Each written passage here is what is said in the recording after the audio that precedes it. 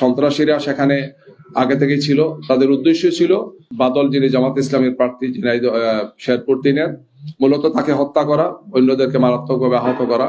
আমরা প্রশাসনের এই ধরনের একপাক্ষিক আচরণের তীব্র প্রতিবাদ জানাচ্ছি। প্রশাসনের নীরবতা এবং নিষ্ক্রিয়তা এবং একদিকে হেলে পড়া, সেটা দিন দিন দৃশ্যমান হচ্ছে। প্রিয় সাংবাদিক বন্ধুগণ, আপনারা জানেন গত কয়েকদিনে সারা দেশে জামাত এবং 11 দলীয় জোটের প্রার্থীদের প্রচারণায় বাধা দেওয়া হয়েছে। অব্যাহতভাবে জামাতের নারী কর্মীদের উপর হামলা এবং নিপীড়ন করা হয়েছে। প্রশাসনকে বারবার জানানো হলেও এখন পর্যন্ত কোনো দৃশ্যমান পদক্ষেপ নেয়নি। আমরা প্রশাসনের এই ধরনের একপাক্ষিক আচরণের তীব্র প্রতিবাদ জানাচ্ছি।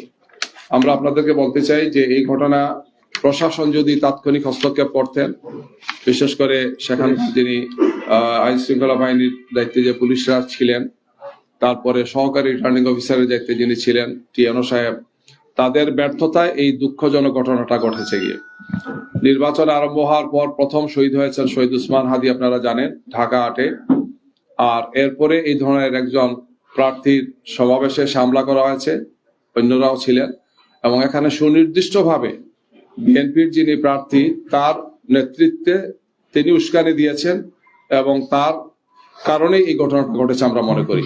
সন্ত্রাসীরা সেখানে আগে থেকেই ছিল। তাদের উদ্দেশ্য ছিল যে নুরুজ্জামান বাদল, যিনি জামাত ইসলামের প্রার্থী, শেরপুর 3-এর, মূলত তাকে হত্যা করা, অন্যদেরকে মারাত্মকভাবে আহত করা।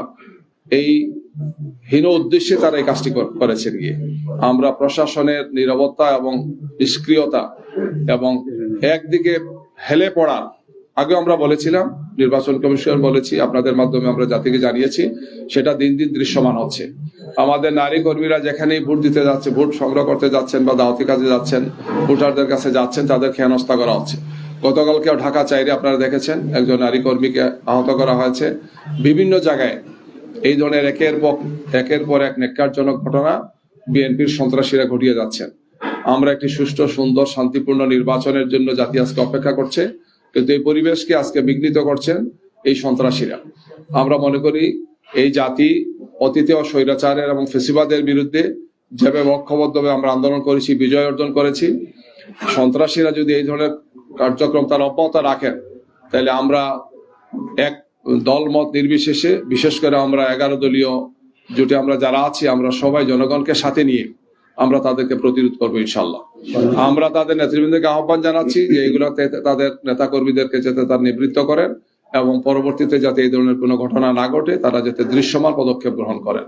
বিশেষ করে আইন শৃঙ্খলা বাহিনী এবং নির্বাচন কমিশনকে আমরা আহ্বান জানাচ্ছি, তাদের পক্ষ থেকে আমরা দৃশ্যত কার্যকর পদক্ষেপ আমরা আশা করি। অন্যথায় দেশবাসীকে সাথে নিয়ে আমাদেরকে এই সন্ত্রাসীদের বিরুদ্ধে, খুনিদের বিরুদ্ধে আমাদেরকে জনপ্রতিরোধ গড়ে তুলতে আমরা বাধ্য হব। সবাইকে ধন্যবাদ। জনপ্রিয়তায় জনগণের যে জোয়ার আমাদের দিকে, পুরুষ, মহিলা, নারী, সবাই, সর্বস্তরের মানুষের যে ব্যাপক জনসমর্থন আমরা দেখতে পাচ্ছি, এইটাই তাদেরকে আজকে উস্কানি এই পর্যায়ে তারা নিয়ে এসেছেন যে তারা ময়দান, তাদের আসলে অবস্থান নেই, জনগণ তাদেরকে সমর্থন করছেন না। জনগণ যেহেতু আজকে জামাত এবং 11 দলের সাথে আছেন, এইটাই তাদেরকে এই উস্কানি তারা দিচ্ছেন এবং এই হামলার কার্যক্রমে তারা আজকে শরিক হচ্ছেন। আমরা মনে করি আমরা জনগণকে সাথে নিয়ে শান্তিপূর্ণভাবে একটি নির্বাচন করতে চাই এবং আমরা এ ব্যাপারে জনগণকে সাথে নিয়ে প্রতিরোধ গড়ে তুলবো ইনশাআল্লাহ।